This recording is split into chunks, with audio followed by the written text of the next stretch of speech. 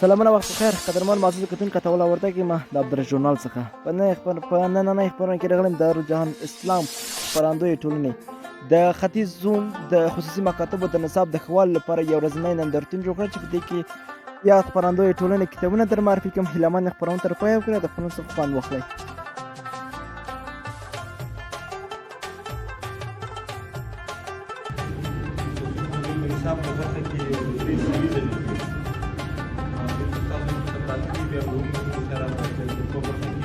جناب رئیس صاحب دغه کوم سیستمونه په ننګرهار کې اوس فعلا تدریس کیږي؟ ډیره زیاته مننه ورور. په ننګرهار کې د خصوصي ښوونځیو په تعلیمي نصاب برخه کې خصوصا په طبقتي برخه کې یو د اکسفورډ نصاب او بل د ګرین جمټک نصاب او د هغې سره څنګ کې نور هم ښوونځیو د ځان لپاره شخصي نصابونه جوړ کړي چې د هغې نه استفاده کیږي. په دې نصابونو کې کوم سیستم تر اوسه پورې کامیاب سیستم ده؟ نو په دې برخه کې خو به زه دا ووایم چې هر نصاب د نصاب د کمیټې نه تیر شوی وي او په هغې هغه کمیټه ناسته وي او ټول د اصولو مطابق جوړ شوي وي، خو تر ډېره حده پورې دا د ټولنې او د زده کوونکو د هغه استعداد او د وړتیا پورې اړه لري. خو په ټوله کې کوم نصابونه چې تدریسیږي په ټوله معنا سره ښه دي، د کیفیت او د کوالټۍ د مخې هم او سره څنګ کې د نرخ د مخې هم.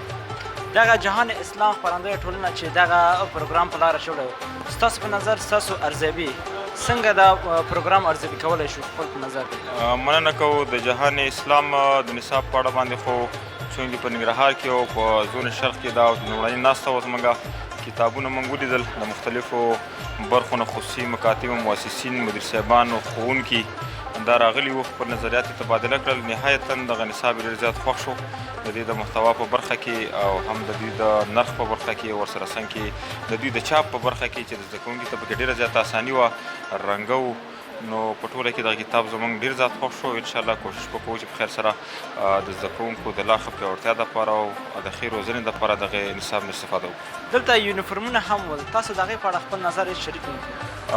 یونیفورم په برخه کې خو موږ یونیفورم ولیدل، لباس مو ولیدلو، ماشاءالله د ګنډلو په برخه کې، سلایي په برخه کې او د ټوټۍ په برخه کې پوره کار پکې شوی او کیفیت ته پکې کار شوی دی. او خدای دې وکړي چې څه کال په دې نوي تعلیمي بهیر کې هم د اسلامي امارت د رهبرۍ او د پوهنې وزارت د لزومدي په اساس باندې خصوصي ښوونځیو دپاره دغه لباس یونیفورم بلکې بند نه کړی شي، نو موږ انشاءالله د همدې نه هم استفاده کوو. که چېرته جهان اسلام خپرندویه ټولنه کتابونه یو نصاب یو خپرندویه ټولنه که چاپېږي، که چېرته دغه کتابونه په یو ټولو مکتبونو کې تطبیق شي، دا به څومره په دې سالم رقابت کې باندې اغېز وکړي؟ په دغه نصاب په برخه کې موږ ټولو مشرانو او د خصوصي ښوونځیو مؤسسینو خپل نظریات هغه شریک کړله.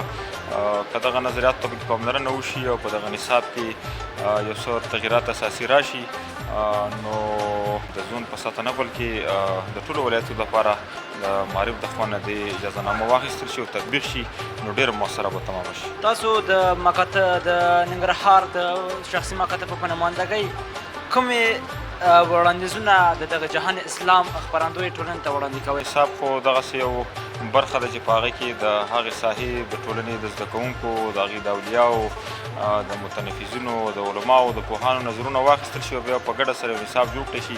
دغه نصاب په دغه معیاراتو باندې پوره و، نیمګړی نه و. یو څه ستونزې به کې وي چې هغه په اشکالو برخه کې او د هغې سره څنګ کې د تمرین په برخه کې ډېرې لږې او کمې، او د هغې سره څنګ کې د نصاب یوه برخه داسې وه چې چونکې زموږ ختیځ زون اکثره پښتانه میشتې دي او پښتانه پکې اوسېږي، نو دغه د یوې ژبې مسله چې دري وه پکې، غوښتنه هم دغه وکړله چې که دغه تغییر شي او په دې کې د پښتو برخه زیاته شي، نو انشاءالله زموږ دپاره به ډېر مؤثر تمام شي. څه کول پکار دي جناب رئیس صاحب، ډېر څه کول پکار دي چې دغسې خلقې تشویق شي تر څو په دغه برخه کې سرمایه گذاري وکړي؟ د نصاب برخه خو د یو ټولنې دپاره او د نوي نسل دپاره ډېر اساسي توکي دي. د نوي نسل د افکارو تغییر په همدغه نصاب سره کیږي، نو ښه خبره دا چې نصاب د ټولنې د اساسي معیاراتو په نظر کې نیولو سره جوړ شي.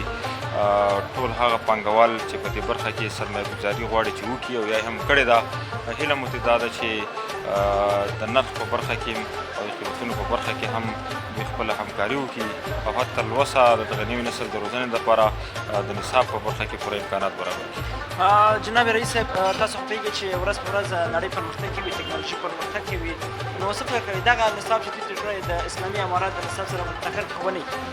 نو چونکې د اسلامي امارت رهبري هم د وزارت معارف او د پوهنې وزارت د ټولو لایحو او پالیسیو د تطبیق کولو مسؤلیت په غاړه لري.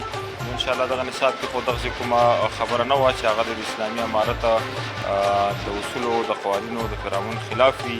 بعضې اشکالو کې لږ ستونزې وي چې موږ هغه شریکې کړلې او که په هغې کې اساسي اصلاحات راشي انشاءالله دغه برخه کې کومه ستونزه نشته دی.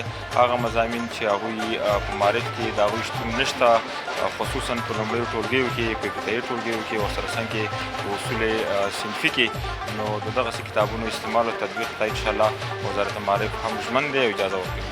ډېره مننه. آخري پوښتنه به دا وکړو، د دې کې د دولت رول څه دی؟ دولت ته پکار څه دی؟ بالخصوص وزارت معارف ته نو کوم وړاندیز، کوم دې برخه کې څه کول پکار دی وزارت معارف؟ وزارت معارف نه خو همیشه موږ دغه غوښتنه کړې ده چې د معارف د کتابونو په برخه کې زموږ د خصوصي سکتور سره، تعلیمي سکتور سره د نصاب د برخې دغه پانګوالو سره همکاري وکړي، دغه کتابونه ورته د رنګه شکل باندې ورکړي، ترتیب یې کړي ورته او دوی ته هغه اساسي امکانات او سهولتونه برابر کړي چې د هغې په مټ سره وکولی شي چې دوی د پوهنې وزارت کوم چمتو شوي نصاب او کتابونه چې دي هغه په اساسي او معیاري ډول جوړ کړي او هغه هم د خصوصي ښوونځیو په واک کې ورکړي. مننه، ډېره ښه اوسئ. خوشحاله اوسئ.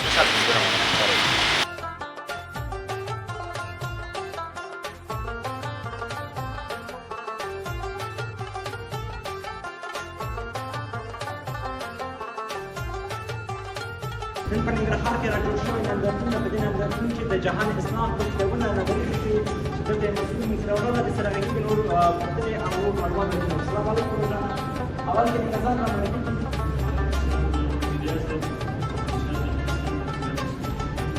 د دې کتابونو چې نندارتون کې د موخه څه ده؟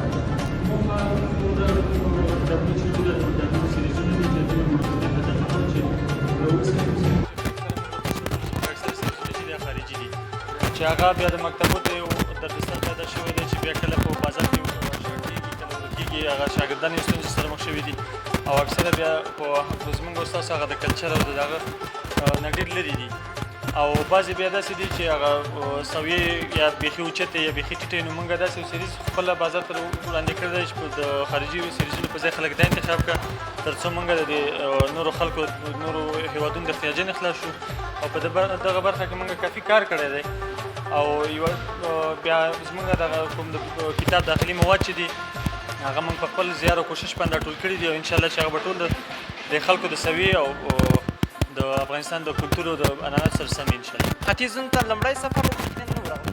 نه، کتابونه په لومړي ځل ډېر مخکې موږ دلته یونیفورم او همداسې د یونیفورم په برخه کې کار کړی و او د مکتب سیریز چې کوم دی دا تقریبا چې 3 سیریزه موږ راوړه په لومړي ځل لپاره هم راوړي دي او دغه د نن هم د مکتبو والا سره یو ناسته ولرله دې باره کې. نو انشاءالله چې هغوی سره هم دغه خپل کتابونه شریک کړه، هغوی نظرونه مو واخیسته، د کومې نیمګړتیاوې چې وي هغه موږ د هغوی په ګوته کړه. انشاءالله په دې کې باندې موږ بیا په راتلونکي کار وکړو. قدرمن نن کو داود شینوار صاحب خبرې چې تاسو جوړونه درګه جزاک الله وکړه تاسو په دې چوکاټ کې اندلې تاسو په دې کوم چې لاس باندې جوړ کړو چې سلام علیکم.